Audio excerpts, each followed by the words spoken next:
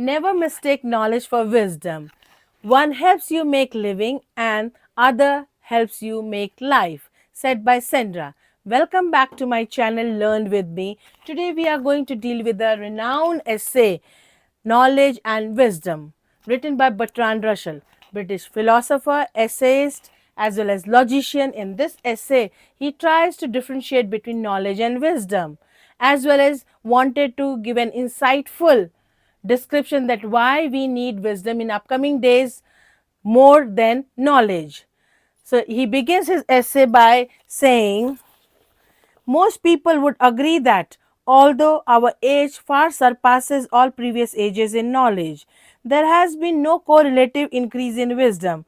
But agreement ceases as soon as we attempt to define wisdom and consider means of promoting it. I want to ask first what wisdom is and then what can be done to teach it. So, in this way, he begins his essay and raises a question to the human beings, as from the past till present people have been busy in inculcating, accumulating knowledge in an excessive manner. So knowledge, as you can see the beam balance diagram, so what is happening in the present time or in the present context, there is an imbalance. Knowledge is increased in an alarming way, and we lack what? Wisdom, how to apply, how to understand. So as there is a difference between knowledge and wisdom, knowledge is knowing and wisdom teaches you how to apply or how to understand. Knowledge is known as power. So there are different ways to accumulate knowledge. Knowledge is a source of data, information that we accumulate, but ultimately we require wisdom to apply it, and which is missing. So when we lack wisdom, what happens? Even knowledge turns out to be worthless or futile. So knowledge is incomplete without wisdom and wisdom is incomplete without knowledge. Both plays a very important or a very pivotal role in our life while doing different actions or deeds or work in our life. So here he differentiated that knowledge is based on facts, information, skill, whereas wisdom is based on experience, judgment, ability, and knowledge changes over time, but wisdom is timeless. On the other hand, knowledge talks what to say, but wisdom actually first listen and then how to say things about it. So yeah, knowledge we gain from our everyday day to day life, but wisdom teaches us how to let go. We cannot accumulate everything in our mind, but sometimes we have to let go also. So in this way, knowledge and wisdom are different from each other. After differentiating between knowledge and wisdom, Bertrand Russell has given a ways to increase wisdom, as pursuit for knowledge is harmful if it is not combined with wisdom. So he has given different factors that can contribute to increase wisdom. Number one, he talks about comprehensiveness. Comprehensiveness means we have to evaluate or critically think, not only for present but for the future also. If we are going to take any action in the present, where that action is going to lead, we must think about the consequences of it. For example, if any medicine is invented, it is invented to prolong our life, and but if it is not consumed in a proper manner, it can lead to disaster or it can lead to overpopulation also.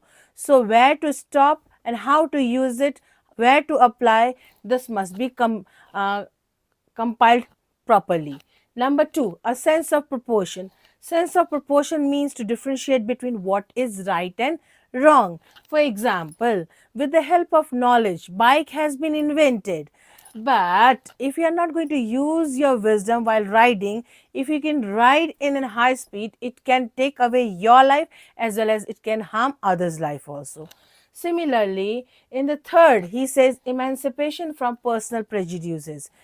Unless and until we treat everyone equally, if we focus on discrimination, suppose A comes and says to B that I hate you and B says I hate you, if people will start hating each other, it will lead to war or conflict. So emancipation from personal prejudices, we must not personalize everything. So we have to have an empathy feeling which is declining. People are becoming more possessive towards power, position, and they least bother about others' emotion. So you're insisting whenever you take any decision, try to separate your personal feeling. So prejudices means your biasness, differences. Never try to create a differences, try to bridge the differences. So we have to free from all different kinds of differences in our life, so that we can unite and we can treat that we all are the part of this world. Number 4, impartiality. Impartiality means we must have an empathy feeling. We should not like personalize anything. We have to behave that we all are citizen of this world.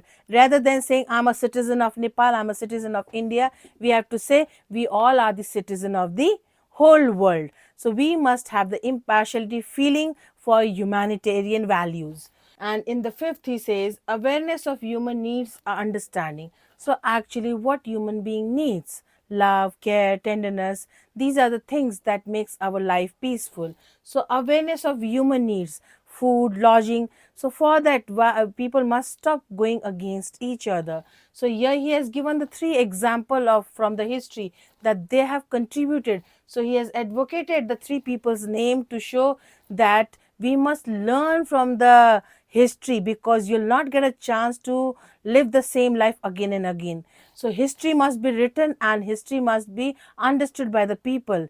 So from others people life we can learn and we can proceed that there are many people who lead to disaster. So in that way also we can learn that we must avoid those who involved in impartiality. As there's a saying, many historians, they have done more harmful things than good to humanity or good to society. So in a similar manner, there are people who have contributed a lot to the society. For example, Queen Elizabeth, Henry IV, as well as Abraham Lincoln, they have created a value that has to be disseminated in upcoming generation also. We have to follow that trend so that we can uh, develop a very harmonious society.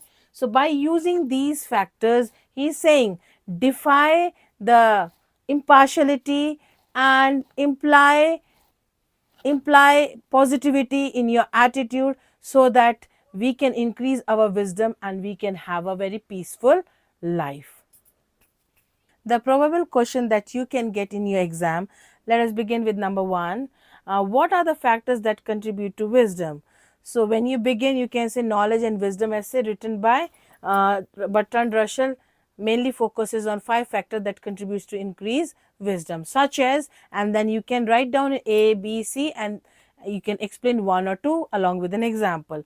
So what are the 5 factors? 5 factors are sense of proportion, comprehension, a sense of proportion, as well as emancipation from prejudices, awareness of human need. So include these points. If you are not going to include, you will not get full marks. So you have to include these points. What are the factors? Again, awareness of human needs and understanding, comprehensiveness, sense of proportion, emancipation from prejudices, as well as impartiality. So mention this. Number 2, what message does the writer try to convey with an example of technician? So with this, writer is trying to say that when technician reinforces on the expertise in one field and they negate their expertise, can lead to a disaster. They forget about it.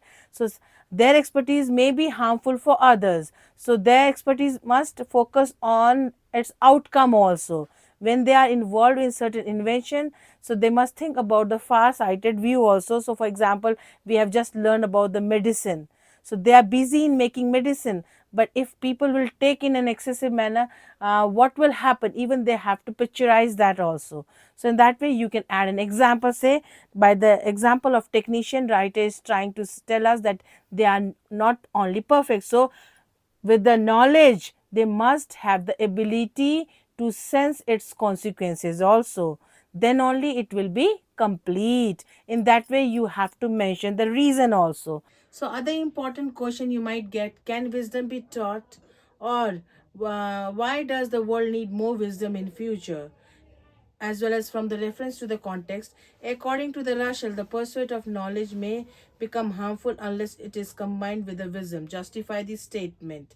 Or what, according to the Russell, is the essence of wisdom, and how can one acquire the very sense? So, suppose the last question, what, according to the Russell, is the essence of wisdom? So, you can directly start. The essence of wisdom lies in impartiality, the ability to defy the physical world. Russell believes oneself away from the physical and emotional world and moving towards the spiritual world. And for that, he insists on the 5 factors that helps us to increase wisdom. So you have to be to the point while writing the or while attempting the question answers. Thank you.